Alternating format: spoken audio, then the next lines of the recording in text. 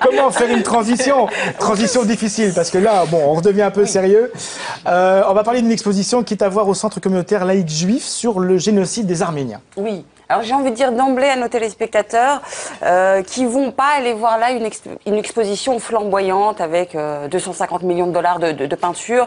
Non, mais qu'est-ce que c'est bien, malgré tout. C'est une expo didactique. C'est ce qu'on pourrait appeler une exposition didactique. On se retrouve effectivement dans un couloir avec des panneaux. C'est pas hyper sexy, mais on en ressort super content. Parce qu'on apprend énormément de choses et parce qu'on revient finalement sur une thématique dont on parle beaucoup ces dernières années. Je sais pas vous, mais moi, le génocide arménien, j'en ai beaucoup entendu parler. Il y a des gens qui sont pour, la reconnaissance. Il y a des gens qui reconnaissent, il y a des gens qui ne reconnaissent pas. Voilà, qui nient. Voilà. Donc c'est quand même un sujet qui est quand même pas mal d'actualité, qui est assez brûlant.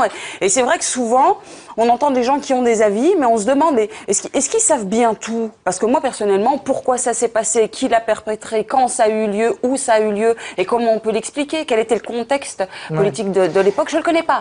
Et cette exposition répond à tout. Alors ça restitue, en deux mots, ça restitue aussi le concept de génocide. Et ça met en perspective les génocides du XXe siècle. L'exposition démarre là-dessus, en disant, voilà, tout n'est pas génocide. Il ne s'agit pas ici de sombrer dans une comptabilité un peu dégueulasse du nombre de morts ni rien, mais il y a un mot qui a été inventé à la suite de la Seconde Guerre mondiale et qui a été entériné par l'ONU. Et ce mot, c'est le mot génocide. Il recouvre une réalité bien spécifique, qui répond à des données tout aussi spécifiques.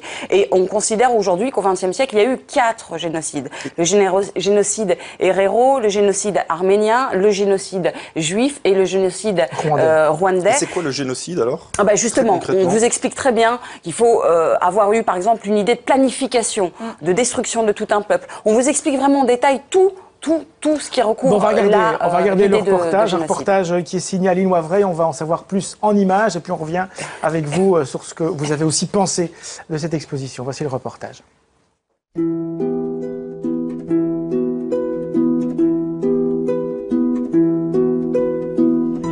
Cette exposition est bavarde parce que c'est un contexte historique, géographique, géopolitique très complexe. Et donc il a fallu beaucoup dire.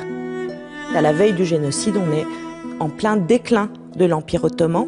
Et la présence arménienne dans cet empire pose problème. Les jeunes Turcs qui vont prendre le pouvoir en 1908 vont d'abord montrer un souci de reconnaissance identitaire pour chaque minorité ethnique dans l'Empire, et puis vont se tourner vers un nationalisme exacerbé, puisqu'ils vont vouloir réunir en fait tous les Turcs jusqu'à l'Asie.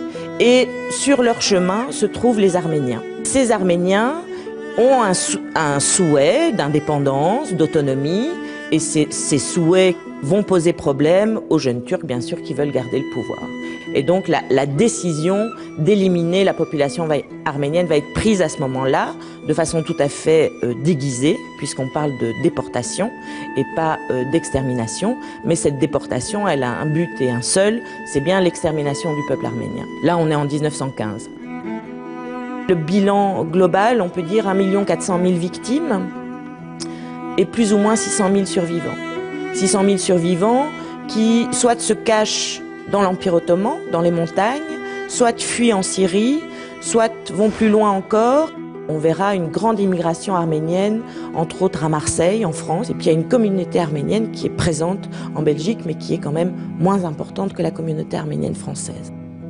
Voilà, devant de tels faits, on se demande pourquoi, enfin comment il est encore possible aujourd'hui de nier cela, de faire ce qu'on appelle du négationnisme face à ce génocide en particulier. Alors vous savez qu'il y a plein de pays. Le premier pays, par exemple, à avoir reconnu le génocide arménien, c'est l'Uruguay. Ici, par exemple, en Belgique, le Sénat belge va reconnaître. Ça ne veut pas dire qu'avant il le niait, loin s'en faut. C'est pas du tout ça. Mais si, c'est en 1998. C'est une reconnaissance officielle, on va dire. Voilà. Ouais. Alors pourquoi est-ce qu'il le nie? Je trouve que l'exposition l'explique très très bien. Déjà d'emblée, dès qu'Atatürk va venir au pouvoir, il va jeter une espèce de voile sur l'histoire l'histoire de son pays, surtout sur les événements récents, et surtout pendant des années, qu'est-ce qu'on va apprendre aux jeunes Turcs?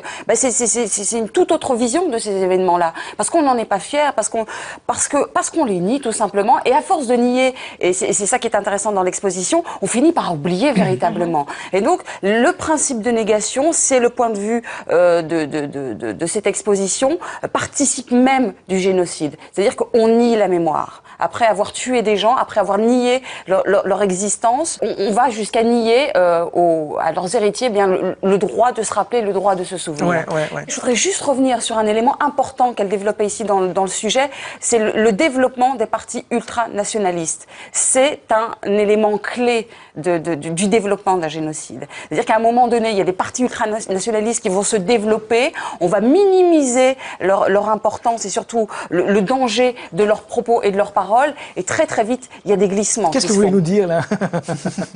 C'est pas un hasard, je pense que si on monte une exposition comme celle-là aujourd'hui. Ce qui est très étonnant, je me rappelle d'une expo consacrée justement au génocide arménien il y a quelques années à Namur, et c'était encore très touchy, c'est-à-dire qu'il y avait eu, pas des attentats, mais en tout cas, l'expo avait entre autres été détruite quelque part, il y avait des injures sur certains panneaux, etc. Donc aujourd'hui encore, il y a ce conflit qui est terrible entre une population turque et une population arménienne. Aujourd'hui encore, on ne peut pas parler du génocide sans que ça provoque quelque part, voilà, du débat quand ça va bien, ou d'autres faits qui sont beaucoup plus graves. Voilà, c'est au CCLJ, il y a un site internet où vous pouvez avoir de plus amples informations, Centre communautaire laïque juif, le génocide des Arméniens, c'est à voir jusqu'au 28 février. L'exposition 6 milliards d'autres est toujours en cours à Tour et Taxi. Parmi ces 6 milliards d'autres, il y a quelques Belges qui ont été filmés et interrogés.